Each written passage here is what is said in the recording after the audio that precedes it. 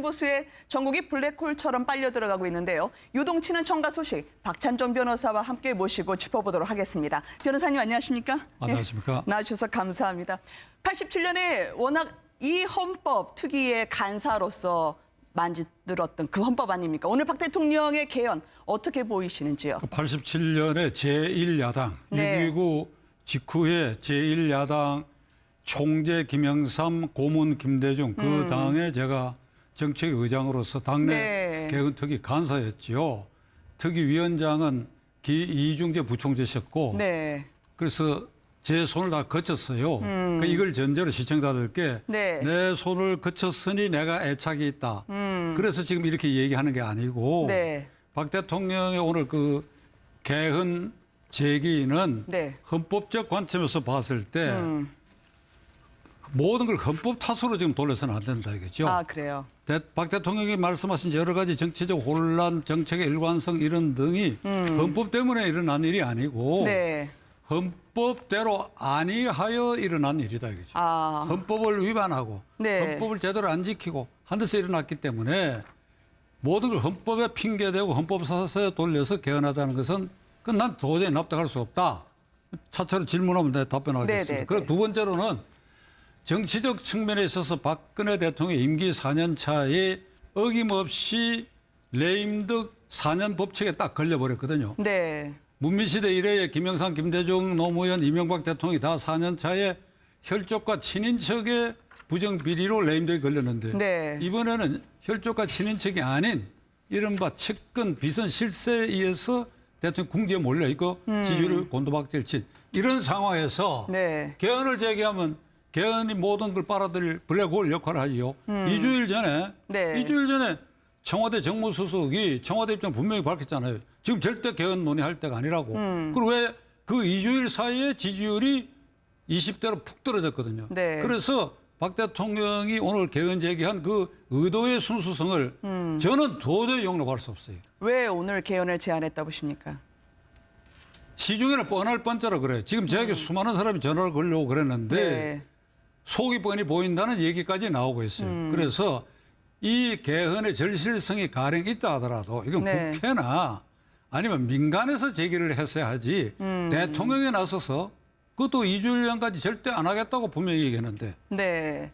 대통령이 아무래도 정부 기구도 만들겠다고 했기 때문에 이번 개헌에 있어서 주도권을 쥐고 가겠다라고 하는 의사로 비춰지거든요. 그러다 보면 앞으로 1년 반은 대통령이 운영할 수 있는 정국이 되는 게 아닐까 하는 겁니다.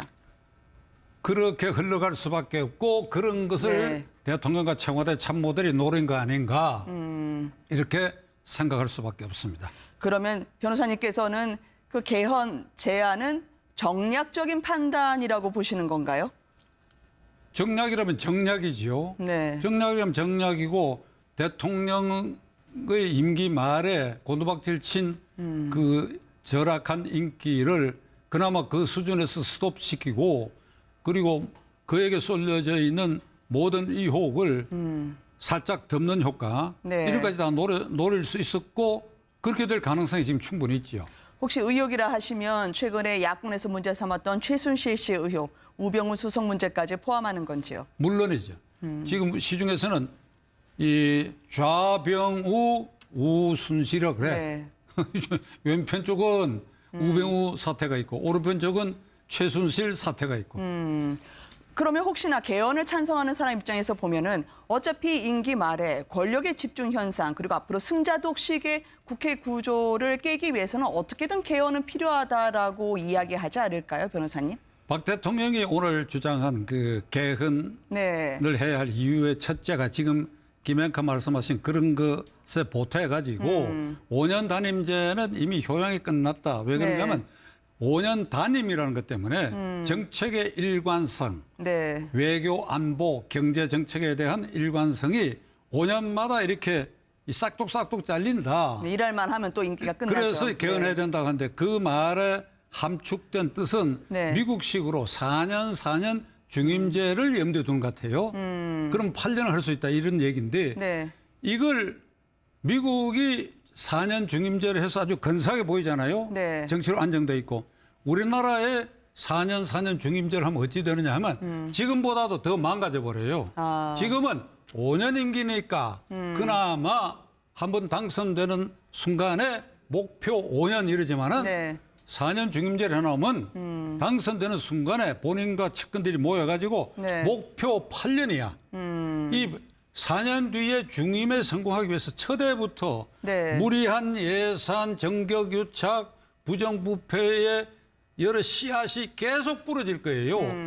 그 우리 이게 정치라고 하는 것이 그 정치 문화라고 하는 토양에 있는 겁니다. 네. 현재 우리의 토양에서 4년 중임제는 결국 8년 해먹자 소리고 정책의 일관성은 저리 가라고 부패와 이 정책의 일관성 오히려 8년 허용하면 더 안 되게 돼 있다고. 그러니까 중간에 선거 때문에 했던 일도 망가뜨리고 네. 예산도 아주 불효불급한 데 쓰게 되고 인기 위주의 정책을 하게 되고 이 나라를 소용돌이에 빠뜨린다 그지.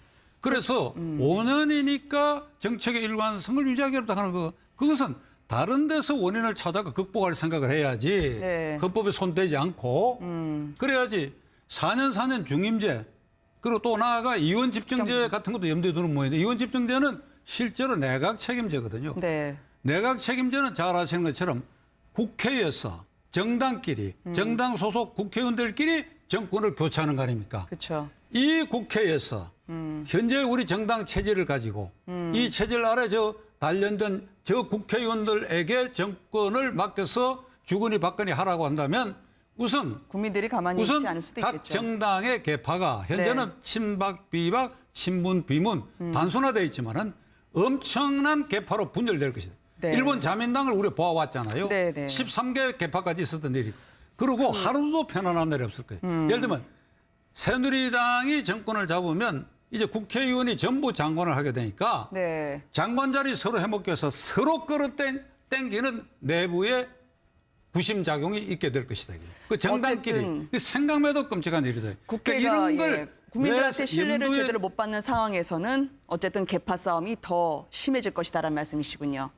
그러면 혹시 변호사님께서 보시기에 오늘 시정연설에서 박 대통령이 최순실 씨 의혹에 대해서 어느 정도 입장 표명을 할 수 있는 기회였다고 보시는지요? 국회 가서 얘기하기는 뭐하지만 좀 다른 형태로라도 어떻게든 입장 표명을 했어야 한다고 보시는지 궁금하거든요. 김영카께서 청와대 대변인을 하셨는데 네. 이명박 대통령도 기자회견을 많이 안 했지요. 네. 그건 그런데도 상대적인 박근혜 겁니다. 대통령은 네. 많이 했는데 박근혜 대통령은 지금 임기 4년 넘기면서 4번 했죠. 네. 연초에 한 번씩. 그것도 아주 제한된 기자회견 했지 않습니까? 최순실 문제 같은 것은 미국 백악관식으로 할 것 같으면 진즉에 네. 임기 초에 기자회견을 자주 하게 되면 누군가 어떤 기자가 대통령 각하 주변에 최순실이라는 사람이 여러 가지 방귀 뀌듯이 이렇게 냄새를 피우고 다니는데 요즘도 만났습니까? 이런 질문이 틀미시 나왔을 거예요. 네. 그러면 어떻게 되느냐? 이 기자회견에서 그런 질문을 받는 것이 부끄러운 일이 아닙니다. 대통령을 보호해주는 역할을 해요. 네. 이게 소통이거든. 국민과 소통의 제1관문은 기자회견이라고 나는 생각합니다. 네. 그러면 어렵고 궁지에모는 질문만 한다 이렇게 생각하면 안 되지요. 대통령이 무슨 질문이든지 받는다. 네. 이렇게 되면 예를 들면 그런 문제를 그렇게 제기가 됐다 한다면 우선 접근하는 쪽에서 그 다음부터는 접근 못하게 될 것이고 대통령도 이게 문제가 됐구나 해서 끊었을 것이다. 네. 하나의 과정으로. 그렇다면 최순실 문제를 이 정기국회 예산국회에서 언급할 필요가 있는 상황이 안 되지요. 그렇죠. 그리고 거기에 언급하는 건 나는 부적절하다고 봅니다. 그런데 왜 수석비서관 회의에서 말씀을 하시느냐 이 말이야. 수석비서관을 앞에 놓고 네. 최순실 최순실 문제를 얘기했잖아요. 지난 목요일 날. 네. 수석비서관을 앞에 놓고 그 밖에 청와대 밖에는 국민을 향해서 이건 예의에도 어긋나는 예의에.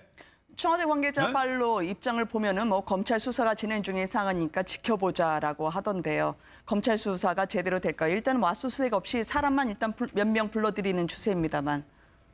대통령이 단호하게 말씀 안 하셨잖아요. 그러라 하더라도 2,000명 검사 중에는 네. 용기 있는 검사들이 나는 있으리라 봅니다. 그런데도 위에 어떤 제약 때문에 제대로 못한다면 1년 네. 2개월 기다리면 되지요. 다음에 어떤 정권이 들어서든지 간에 네. 이런 걸 그냥 적당히 듣고 넘어갈 수 있겠습니까? 그동안 어쨌든 법조계의 시각으로 보셨을 때는 최순실 씨가요. 지금 서미경 씨나 아니면 썸나 씨, 유병헌 씨 딸처럼 희화화되고 있어요. 앞으로 돌아올까, 귀국할 수 있을까라는 부분에 대해서는 영원히 수사가 하기 힘들 거라는 비관론도 있거든요. 지금 그걸 저보고 짐작으로 말씀하라고 하면 좀 입장이 곤란한데 네. 하나의 가정 꼭꼭 숨을 겁니다. 아, 왜 그렇게 생각하십니까? 지금 외국에 나가 있는데 들어와서 그 사람으로서 득볼 게 하나도 없다고 생각하겠죠. 그러면 이게 굉장히 비겁한 자세야. 만일 그렇게 생각한다면 네. 자신에게 아무런 잘못이 없다라고 하더라도 네. 말썽 이 정도 되면 네. 그에게 많은 은혜를 입혔다고 생각되는 박근혜 대통령 보호를 위해서라도 죽기를 각오하고 들어올 수 있는 사람이 돼야지요. 네.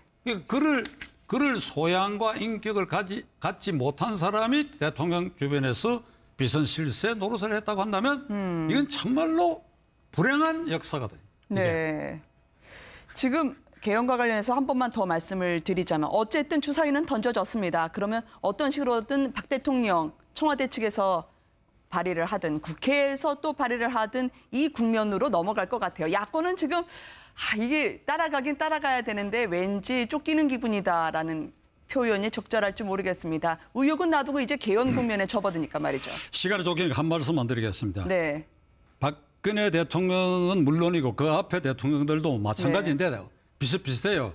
그런데 박근혜 대통령의 경우에 특히 자신이 헌법 66조에 규정되어 있는 국가 원수로서 네. 헌법 수호 최고 책임자라는 걸 인식 못하는 거 있는 것 같아요. 헌법 수호 최고 책임자라고 명시해놨어. 그러면 대통령이 헌법을 지켜야 할 뿐 아니라 헌법에 위반되는 사태를 대통령 권능으로 바로잡을 수 있을 때까지 바로잡아야 되죠. 대표적으로 통진당을 이 헌법을 부정하는 세력이니까 헌법재판소에 제소했잖아요. 네. 정당 해산 제소, 대통령 권한으로 했잖아요. 마찬가지로 그러니까 헌법을 지키기 위해서 그랬다고 한다면 네.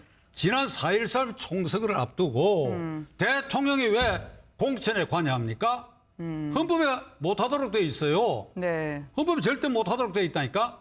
그리고 헌법 46조에 국회의원의 자율권을 누구도 침해 못하게 돼 있는데 대통령이 국무회의와 수석비서관 회의에서 누구누구를 찍어낸다. 뭐 유승민 의원 등 그 이름만 들먹이지 않았지 찍어내야 된다고 했기 때문에 그 공천 과정이 그 네. 찍어내기에 골몰했다 이 말이죠. 그럼 대통령 자신이 헌법 8조에 규정되어 있는 정당 조항 그리고 민주적 공천 조항을 위반했단 말이죠. 그러니까 이래가지고 국회 안에 자기의 친위 부대를 만들겠다.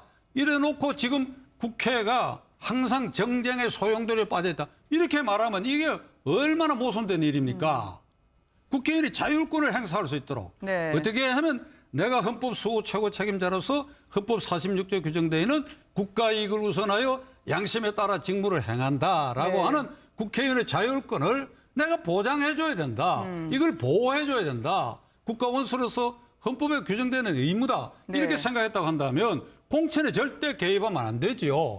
그리고 야당을 향해서도 이게 민주적 절차에 따라서 공천을 하라. 이렇게 말할 수 있는 대통령이 돼야지요. 이런 걸 전부 까맣게 잊고 덮고 본인 스스로 이 헌법 조항을 위반해놔놓고 지금에 봐서 모든 것을 이번에 오늘 연설에서 개헌의 첫째 이유는 정책의 일관성이 지키기 어렵다는 것이고 둘째로 모든 게 국회에서 정쟁거리로 네. 투쟁의 장이 되고 모든 것이 차기 대통령 선거에 연결되어 있다고 하는 것. 이건 대통령 자신이 지난 4년 동안 그렇게 한 부분이 없는 거를 반성해 봐야 되는 일이다 이 말입니다. 네. 그렇다면 오늘 그걸 쳐들어 가지고 본인이 개헌 주장을 할 수는 없는 것이죠.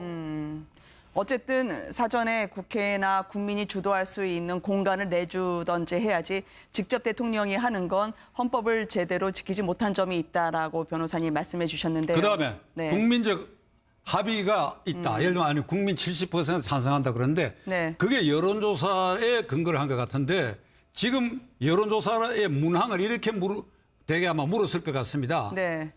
이 헌법은 개정한 지 29년이 되었습니다. 그동안에 정치적 소용돌이와 혼란이 있습니다. 네. 이 헌법을 고치고자 하는데 찬성하십니까? 이래 물으면 저도 오케이 할 거예요. 네. 이래 물은 걸 가지고 이 국민을 현혹시키는 여론조사예요. 이걸 가지고 금과 옥조로 이래서 개헌의 필요성이 있다. 그거는 헌법 수호 최고 책임자로서의 근본 태도가 아니다.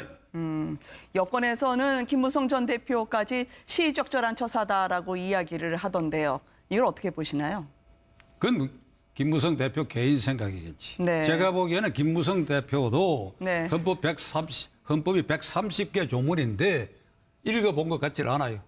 그걸 자세히 읽어보면 그 당대표 한 이 아닙니까? 그럼 지난번 공천 파동에서도 자기가 어떤 자세를 취해야 되는지 네. 답이 나와 있어요. 네. 자신의 의원직을 걸었어야지요. 그리고 이 헌법을 지키는 노력을 했어야지. 네. 정권 출범 후에 시의적절하다 그랬어요? 제일 기쁜 날이라고요. 정권 출범 후에. 내 기준으로는 소도 웃을 말들 하고 있어.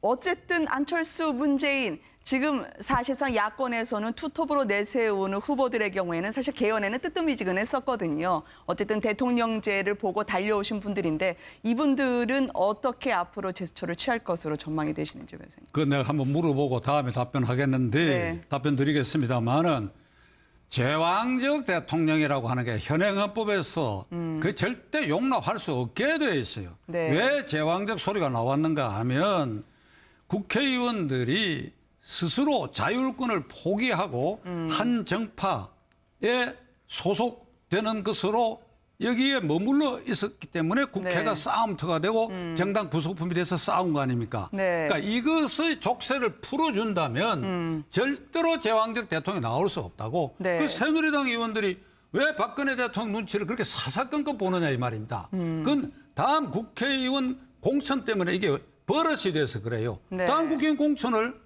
대통령의 실력자가 하는 것이 아니고 내 유권자가 한다. 내가 서울 중부 여기 출신이라면 네. 중부 유권자들이 결정한다고 한다면 왜 청와대의 눈치 보고 왜 현재 당 지도자의 눈치를 보고 그래 네. 계파에 속하겠습니까? 그러니까 이 근본 문제 해결이라고 하는 게 헌법 손대지 않고도 네. 하위 법률로 정당법, 공직선거법 아니면 다른 특별법을 만들어 가지고도 고칠 수 있는 것을 굳이 헌법에 손을 대려고 하는 그것이 첫째 헌법의 취지를 잘 이해하지 못한 것. 박 대통령 자신도 어쩌면 130개 조문을 한 번도 안 읽어봤을 것이라는 것. 네. 이런 데서 비롯된 것이다.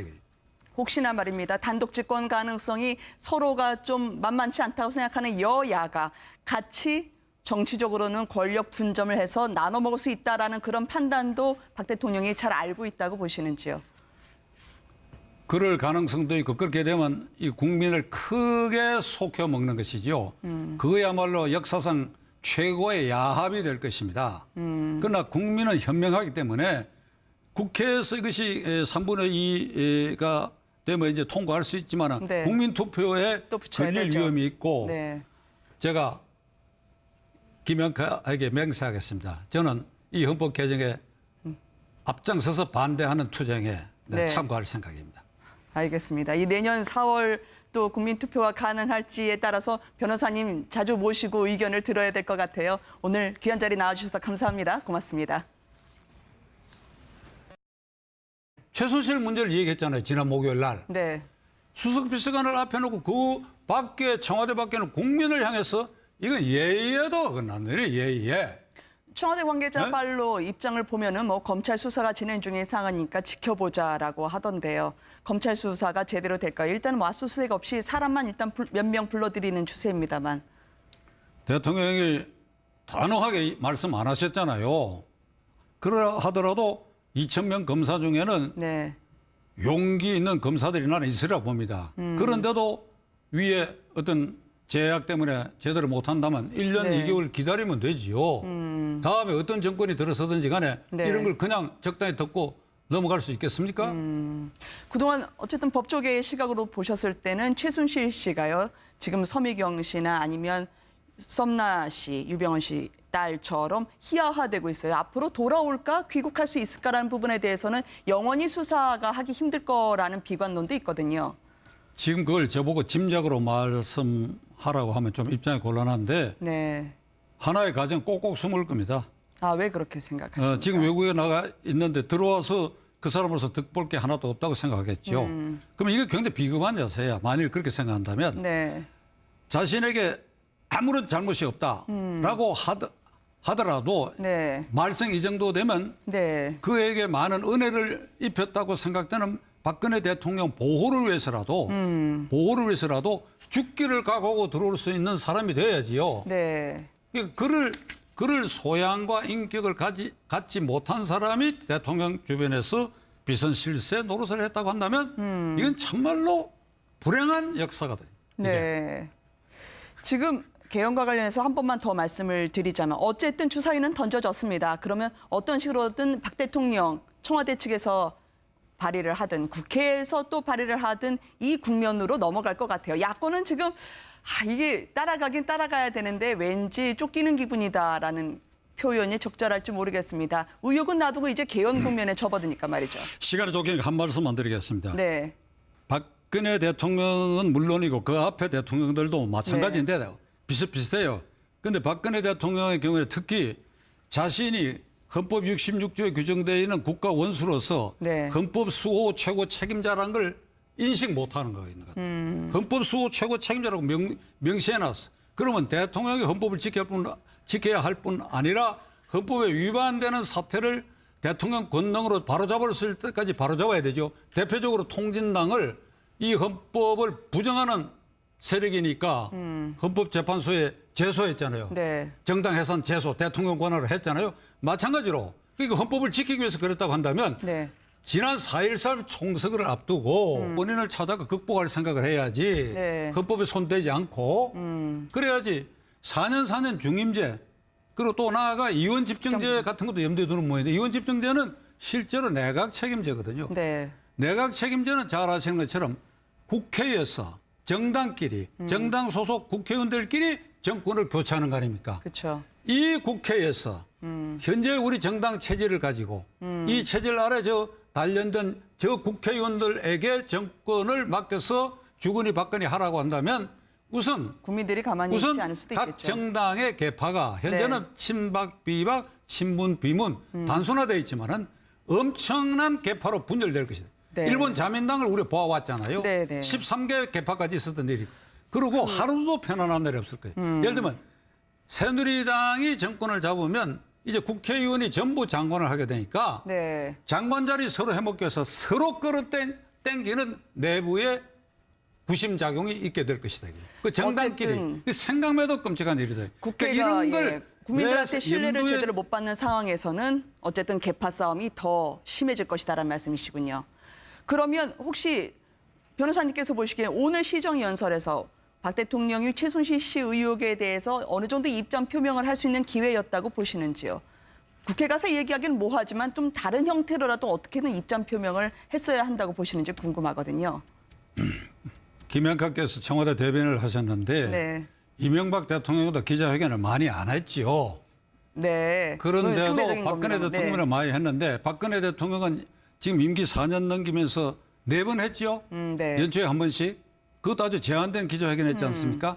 최순실 문제 같은 것은 미국 백악관식으로 할 것 같으면 진즉에 네. 임기 초에 기자회견을 자주 하게 되면 누군가 어떤 기자가 대통령 각하 주변에 최순실이라는 사람이 여러 가지 방귀 뀌듯이 이렇게 냄새를 피우고 다니는데 요즘도 만났습니까? 이런 질문이 틀면서 나왔을 거예요. 네. 그러면 어떻게 되느냐? 이 기자회견에서 그런 질문을 받는 것이 부끄러운 일이 아닙니다.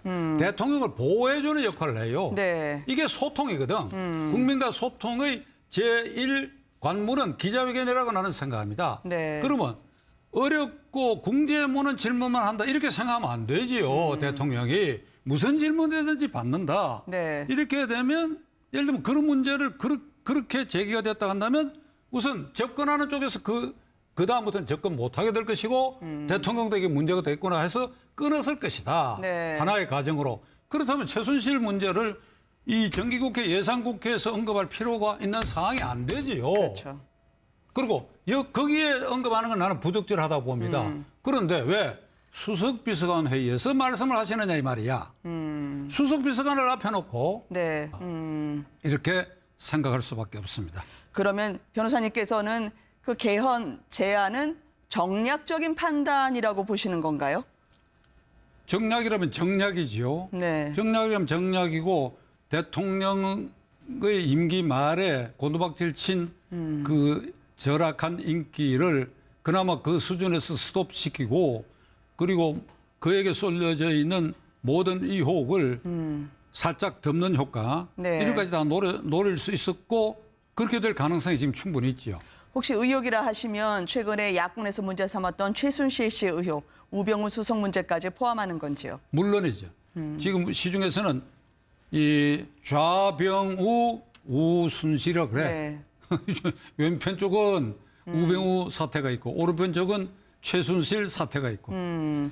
그러면 혹시나 개헌을 찬성하는 사람 입장에서 보면은 어차피 임기 말에 권력의 집중 현상 그리고 앞으로 승자독식의 국회 구조를 깨기 위해서는 어떻게든 개헌은 필요하다라고 이야기하지 않을까요, 변호사님? 박 대통령이 오늘 주장한 그 개헌을 네. 해야 할 이유의 첫째가 지금 김행카 말씀하신 그런 것에 보태가지고 5년 단임제는 이미 효용이 끝났다. 왜 그러냐면 5년 단임이라는 것 때문에 정책의 일관성, 네. 외교, 안보, 경제 정책에 대한 일관성이 5년마다 이렇게 싹둑싹둑 잘린다. 일할만 하면 또 인기가 끝나죠. 그래서 개헌해야 된다고 하는데 그 말에 함축된 뜻은 네. 미국식으로 4년 중임제를 염두에 두는 것 같아요. 그럼 8년을 할 수 있다 이런 얘기인데 네. 이걸 미국이 4년 중임제를 해서 아주 근사하게 보이잖아요. 네. 정치로 안정돼 있고 우리나라에 4년 중임제를 하면 어찌 되느냐 하면 지금보다도 더 망가져 버려요. 아. 지금은 5년 임기니까 그나마 한번 당선되는 순간에 목표 5년 이러지만은 네. 4년 중임제를 해놓으면 당선되는 순간에 본인과 측근들이 모여가지고 네. 목표 8년이야. 이 4년 뒤에 중임에 성공하기 위해서 첫해부터 네. 무리한 예산, 정격유착, 부정부패의 여러 씨앗이 계속 부러질 거예요.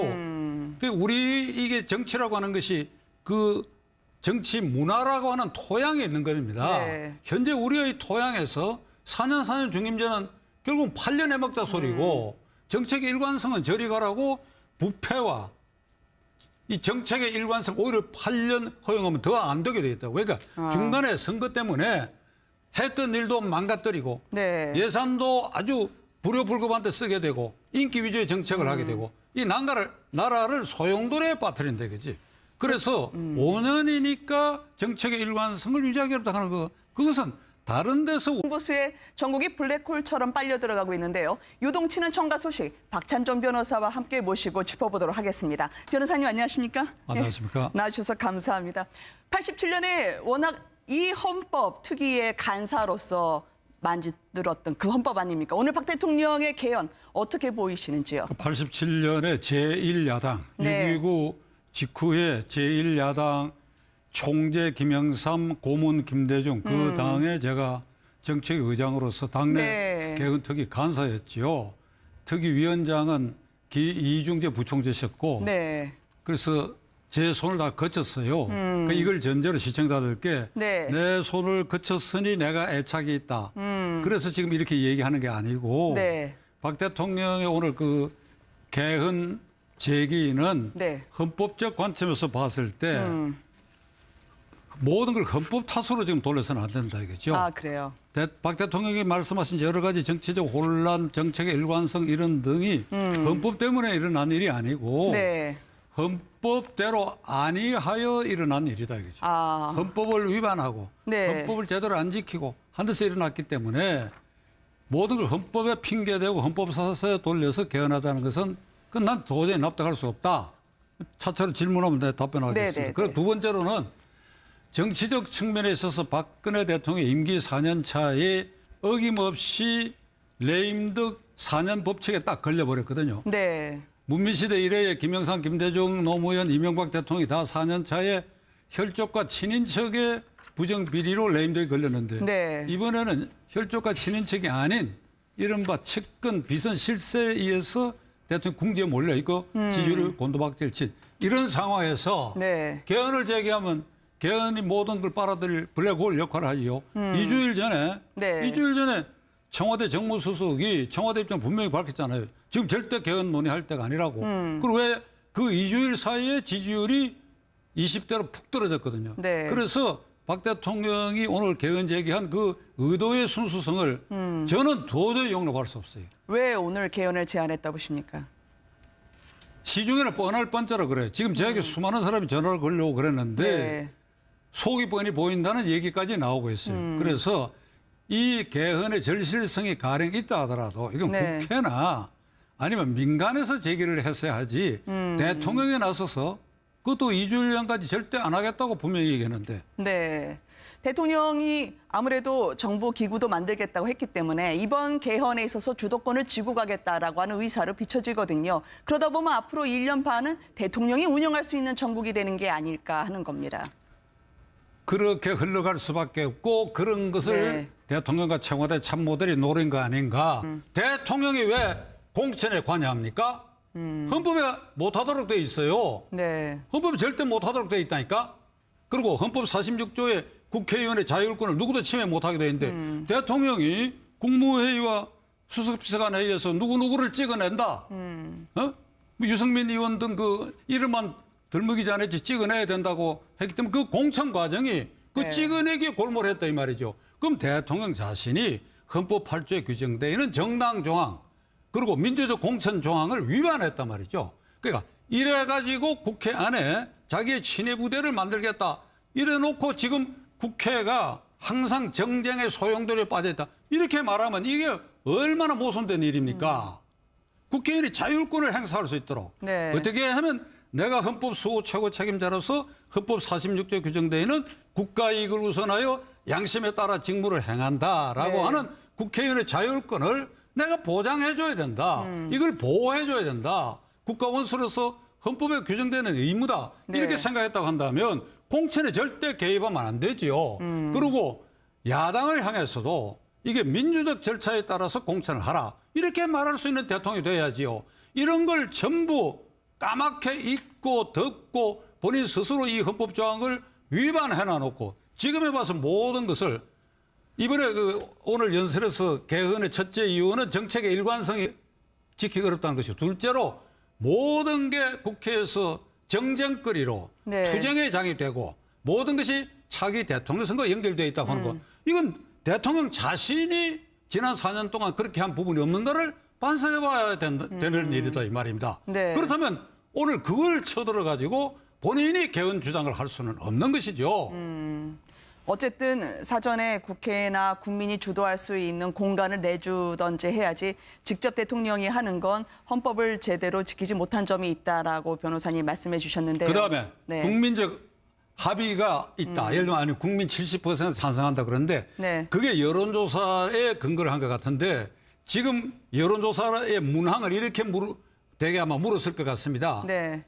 이 헌법은 개정한 지 29년이 되었습니다. 그동안에 정치적 소용돌이와 혼란이 있습니다. 네. 이 헌법을 고치고자 하는데 찬성하십니까? 이래 물으면 저도 오케이 할 거예요. 네. 이래 물은 걸 가지고 이 국민을 현혹시키는 여론조사예요. 이걸 가지고 금과 옥조로 이래서 개헌의 필요성이 있다? 그거는 헌법 수호 최고 책임자로서의 근본 태도가 아니다.